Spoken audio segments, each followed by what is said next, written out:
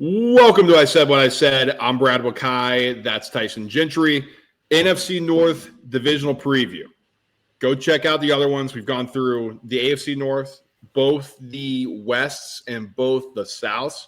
So go check that out, Tyson. This should be an interesting division to talk about. And we just got done doing the AFC North, and one team kind of stood out as like not really viable. I think all four teams here have a shot. I think maybe the Bears are a little bit more pushed out to the bottom compared to the other three, but I think this could be an interesting division. I think you're nuts.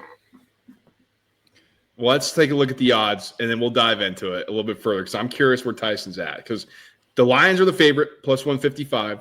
Packers are plus 240. Vikings plus 300, and the Bears plus 550. So why am I nuts? Where are you seeing here? What's your thought going in? I think, and we'll talk about each of the teams individually, but I think whether it's social media or whatever else has made everybody a little bit too quick to be like, hey, this thing's going to work when we get a new head coach in here.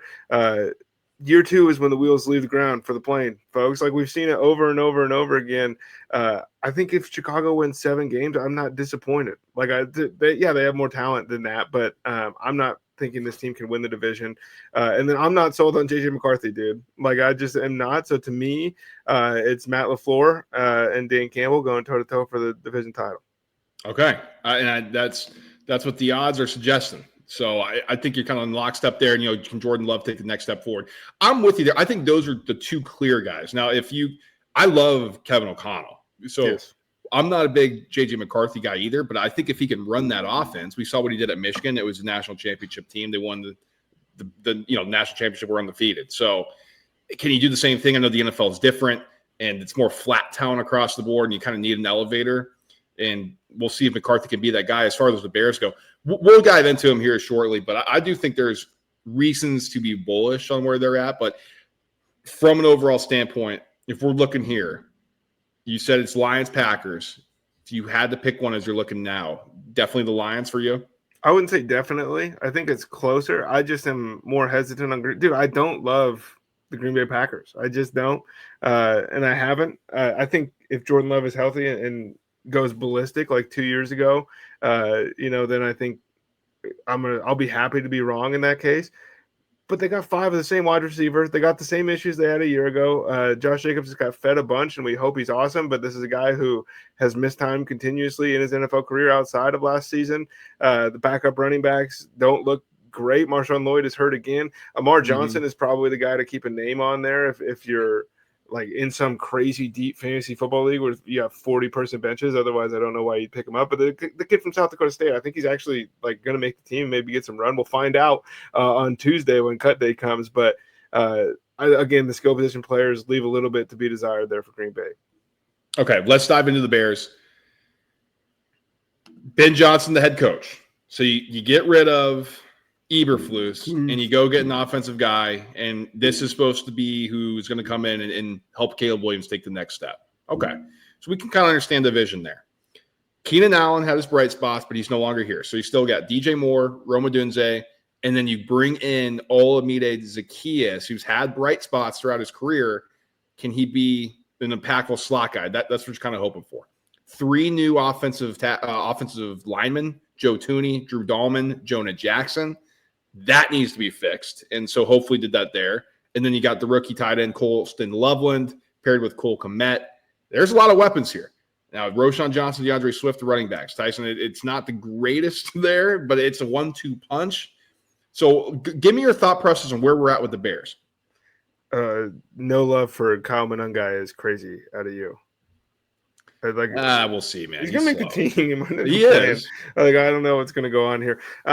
Again, I think it's a 2-year install for Ben. Dude, there's so much stink on the Chicago Bears, and we've been, not us, but a lot of people have been pretending for the last couple of years it hasn't been.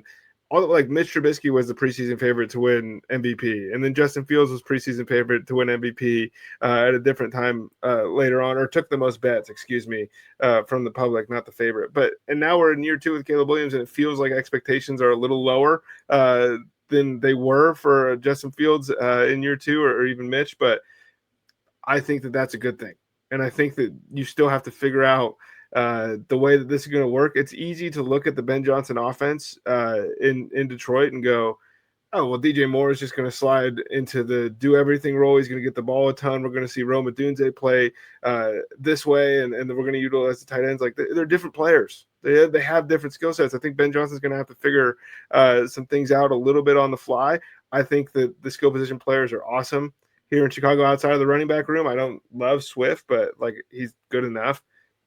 Is the defense going to be good enough to, like, push this team to the playoffs? Because I don't think the offense is getting there by themselves right now, and the defense was good, but I think they're going to need more help from that defensive side of the ball than the conversation is focused on right now. It's all Ben Johnson is a genius, and it's going to be awesome. And I'll say it again, dude. Sometimes when these offensive guys take over and they don't have anybody to rein them in, it gets messy. Yeah. So 𝐸𝐵RFLUS did a good job of the defense last year, like you said. He's the defensive mind. It doesn't seem like he's going to be suited for head coaching gigs. All right, guy. That's fine. He could be the interim coach at Stanford. He could take over at Stanford. Maybe he's the next guy after Frank Reich. But Dennis Allen's the defensive coordinator here. And so I don't think there's a steep drop-off. And Tyson, there may even be an upgrade. Because, yeah, Dennis Allen's a prick, and Dennis Allen was not a good head coach. And I don't think he's ever going to get another head coaching job after what happened in New Orleans. He's a damn good defensive coordinator. And you got guys here who can play, man. I mean, Montez Sweat. We know Tremaine Edmonds, TJ Edwards, Tyreek Stevenson, Jaquan Brisker, if he can stay healthy, Jalen Johnson, if he can get healthy, Kyler Gordon. Like, there are names and there are dudes here. So I think this could be a good unit. Now, you asked the question, is the defense going to be good enough to carry them to the playoffs? I don't know. And I think there's a lot of question marks surrounding the Bears. I'm not going to sit here and say, well, I know this, because we don't know. Because it's a first-year head coach, like you said, who's never done this before. Dude, they might not get first downs, and they might have 20 minutes time of possession every game, and the defense might be exhausted, and that's scary. And I hate to say this, there's a chance that Caleb Williams could stink. And now I think the whole thing about Caleb Williams was awful last year is so, like, overblown. Like, he was not awful last year. Like, if we watch the games, it's like, yeah, tons of sacks, and he's running around now. He can't do the stuff that he was trying to do, like where he's at USC, and I think he's going to learn that. Like, that's always going to be part of the game. Patrick Mahomes is the same stuff. Now, that's Patrick Mahomes, and we all know he's one of the most talented, if not the most talented quarterback that's ever laced it up. So, what those comparisons, I think it's like, okay, guys, like the Caleb fans can pump the brakes on that, but there is enough talent there with Caleb Williams where he can be the face of the franchise, especially the Ben Johnson offense. Is it going to be this year? Or is it going to be in 2 years, like Tyson says? That's what we have to figure out. So he's not Mahomes, but you think he's a little Mahomey. I do. I hope so, because I might be the only one holding some stock on that island, man. People got off quick, dude. That kind of pisses me off. Like, I'm over here beating the drum after they get destroyed by Utah twice 3 years ago, and then now it's like he had one bad season in a dysfunctional organization. It was never going to work. Dude, that's the other part. It's like the organization still sucks. Like, it does. So over 8.5 here on DraftKings for their win total. Over is plus 115, under minus 135. So you said if they win, 7 games, you'd be happy with that? Or you'd be like, okay, that's pretty good. I wanted to get that off at the top because I don't think I think if they win 7 games, the way people are building this offense up in their heads, are going to be like, the Bears only won 7 games with these guys and Ben Johnson. And I'm just trying to say that that's okay in year one. Well, listen to that guy. I mean, minus 135 for under 8.5. That kind of seems pretty good, at least in Tyson's eyes. This is a team that went 5-12 last year. They were 4-5 at home, which I think is interesting, but 1-7 away from home, which, that's a young quarterback. That's poor head coaching.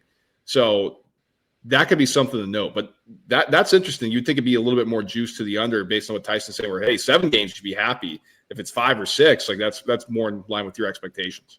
Do the Chicago Bears have the lineup with the worst body language in the NFL? No, because the Kyler Murray exists, dude. You think Kyler's carrying the Cardinals? Yeah, this is pretty bad. It's horrible. But the Bears pout a lot, dude. The Bears pout a lot. Yeah. But yeah, dude. Maybe it's just because it's Marv. But yeah, I don't know. Let's get into the Packers before I think too much about that. So they make the playoffs. They go at 11-6. but they lost 2 games to close the regular season last year. I think it left a bad taste in people's mouths. Jordan Love took a step back comparatively to what he did when he first burst onto the scene.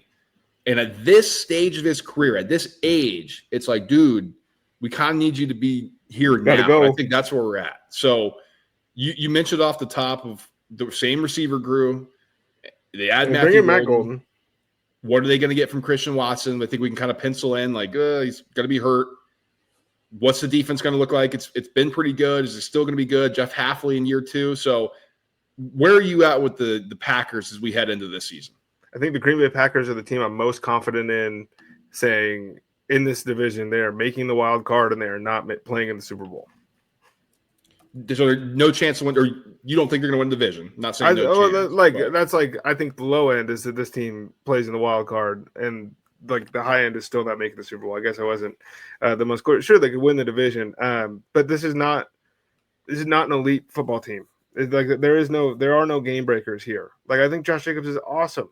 Josh Jacobs took you about as far as Josh Jacobs can take you a year ago with this team, and the defense has got to be better. I love Jeff Hafley. We loved him at BC and some of the stuff that he does, and I think in year 2, maybe unlock a little bit more of that.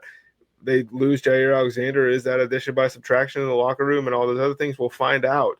But the top end talent is missing from the Green Bay Packers. Yeah, and a lot of people talk about Rashawn Gary, defensive player of the year.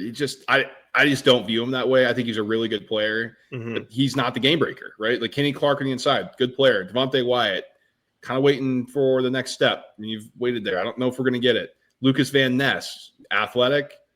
He could take a leap, and I think maybe he could turn into a Hutchinson light if he gets to this peak. But we were talking about this guy out of college. Like, he's still pretty raw, coming out of Iowa. Like, what's his ceiling going to be? It feels high. Is it going to be high?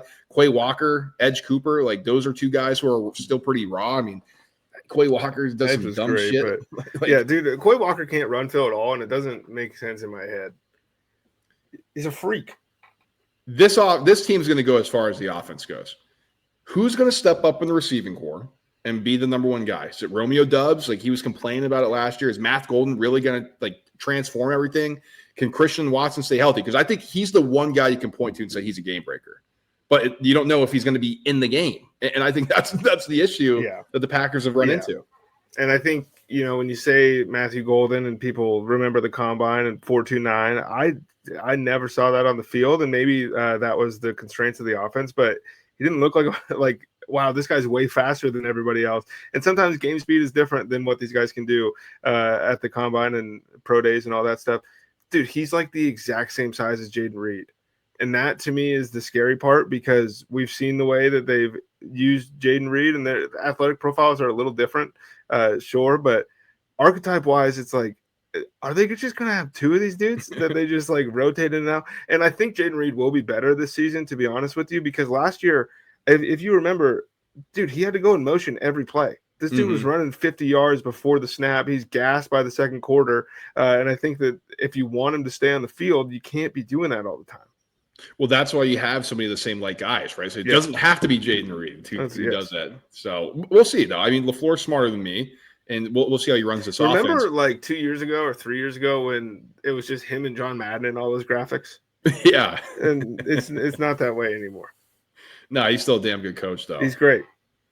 Over 9.5, over under 9.5, over -120 here on DraftKings. Under is +100.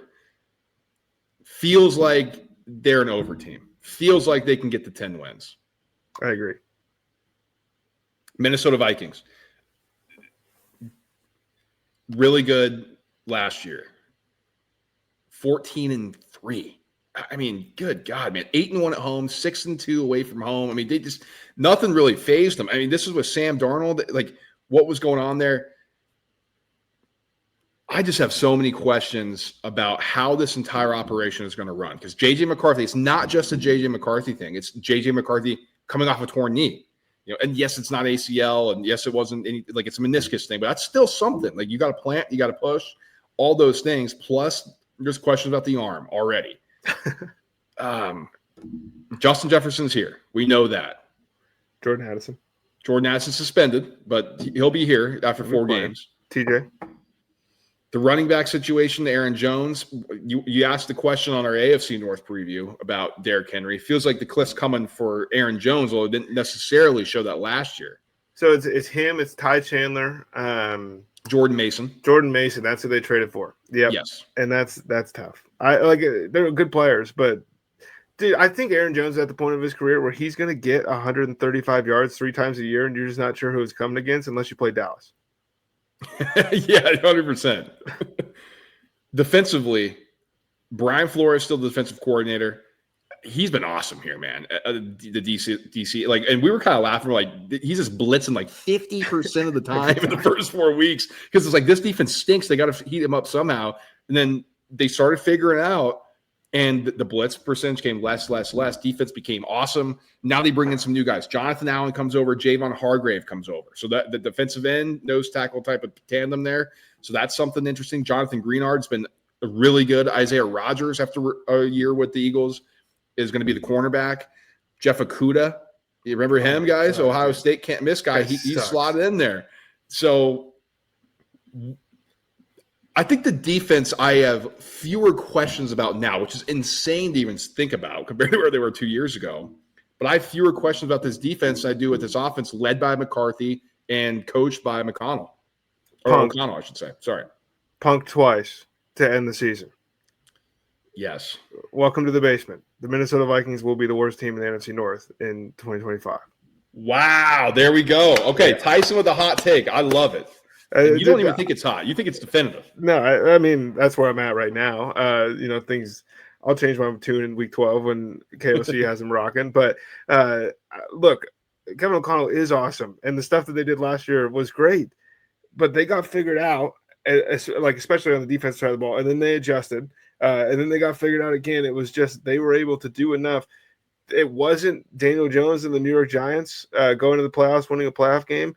But it was a magical run, dude. There was a lot of really lucky breaks and bounces that the Minnesota Vikings got a year ago that they aren't going to get this year. The defense isn't going to be good enough or as good as it was last year to hide some of those things. J.J. McCarthy may very well end up being a great player in the NFL. It's not going to be right now. They're not going to be able to run the football the way that they want to, and this team wins 5 or 6 games. Okay, that brings me to this because their over-under is 9.5 plus Smash. 105 for the over.